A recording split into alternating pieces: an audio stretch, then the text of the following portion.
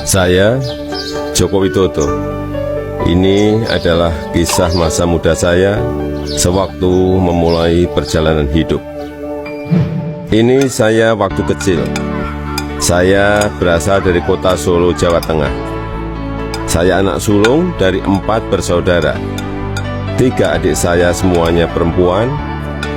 Saya berasal dari keluarga biasa. Kami berulang kali pindah rumah kontrakan, rumah sederhana yang mampu dibayar Bapak untuk tempat tinggal kami sekeluarga. Bapak berjuang untuk hidup kami dengan berjualan bambu dan kayu di pasar. Ibu sangat gigih membantu Bapak. Setelah selesai masak dan membereskan rumah, ia segera pergi ke lapak dagang Bapak untuk membantu mengikat bambu dan kayu. Mereka melakukan itu semua demi anak-anaknya untuk bisa sekolah. Mereka meyakinkan saya bahwa sekolah akan mampu mengubah hidup saya. Perjuangan dan usaha Bapak sangat menginspirasi saya. Usaha Bapak berjalan baik, dagangan makin laku, dan saya tahu Ibu mulai punya uang. Saya pun mulai nakal waktu itu. Saya sering iseng memanggil pedagang makanan apa saja yang lewat dekat rumah. Tukang siomay, tukang bakso, tukang jajanan pasar.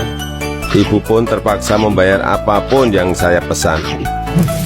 Suatu kali saya asal manggil saja, ada tukang lewat di depan rumah. Saya pikir jual kue pasar, ternyata tukang arang. Ibu muncul sebelum saya sempat berlari. Terpaksa ibu membelinya dan langsung menyodorkan bungkusan berisi arang untuk saya makan sambil berkata, "Ayo makan, habisin ya, kamu kan yang kepengin jajan." Suatu hari kami kena gusur pemerintah daerah karena daerah rumah kami akan dibangun fasilitas kota. Kami sekeluarga terusir begitu saja tanpa ada perhatian di mana kami akan tinggal. Kejadian ini membuat kami sekeluarga sangat terpukul. Kami terpaksa menumpang di rumah paman. Keadaan yang sulit membuat kami sekeluarga gigih berjuang lebih keras. Bapak menjadi sopir angkutan umum.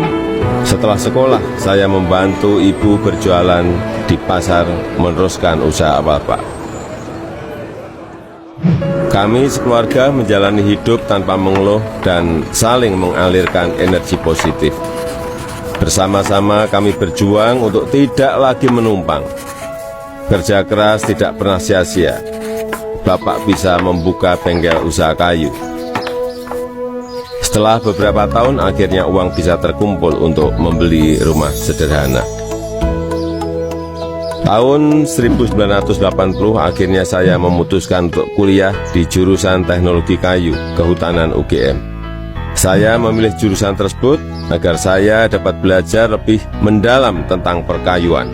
Saya ingin mengikuti jejak Bapak, ingin membangun bisnis kayu Bapak menjadi besar. Ini saya gondrong waktu kuliah, dan saya suka banget dengerin musik cadas dari Nazareth, Queen, Metallica, Judas Priest, Guns N' Roses. Saya juga hobi banget naik gunung, Gunung Lawu, Gunung Merapi, Gunung Merbabu, Gunung Kerinci, sudah saya daki. Menginjak masa penulisan skripsi di dekat akhir kuliah, saya sudah agak kalem. Akan menginjak dunia kerja, saya memutuskan untuk lebih serius. Saya bertemu dengan gadis bernama Iriana. Dia teman adik saya yang sering main ke rumah. Pertama curi-curi pandang, lama-lama jadi jatuh cinta. Iriana orangnya sederhana, dan itu yang saya suka. Pacaran waktu itu berat di ongkos tapi ringan di hati. Saya naik bus penuh sesak, bolak-balik Jogja Solo demi bertemu Iriana.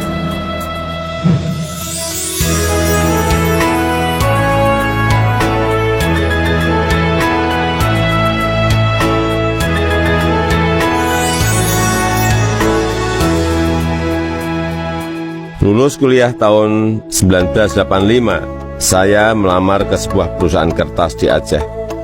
Setelah diterima, saya baru tahu akan ditempatkan di hutan rimba. Pekerjaan saya adalah mempersiapkan persemaian pinus untuk kemudian ditanam di lapangan di hutan-hutan yang gundul. Beberapa bulan setelah itu saya kembali ke Solo untuk menikahi Iriana dan menyiapkan keberangkatan kami ke Aceh. Masa awal pernikahan kami berada di dalam hutan rimba selama 2,5 tahun. Pada tahun kedua, Iriana sudah dalam kondisi hamil dan kita memutuskan untuk melahirkan anak pertama kami di Solo. Kembali ke Solo, mulai ikut paman bekerja di pabrik mebel untuk mencari pengalaman.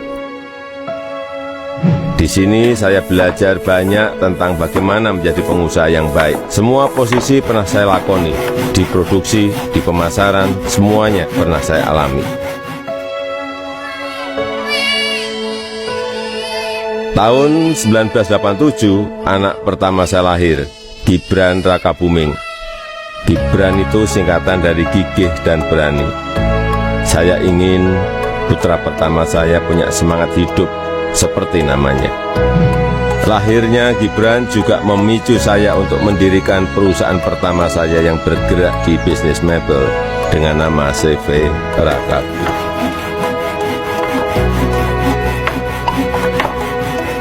Tapi ternyata menjadi pengusaha bukanlah sesuatu yang mudah. Saya pernah habis ditipu. Barang sudah dikirim tapi tidak dibayar. Lalu orangnya menghilang.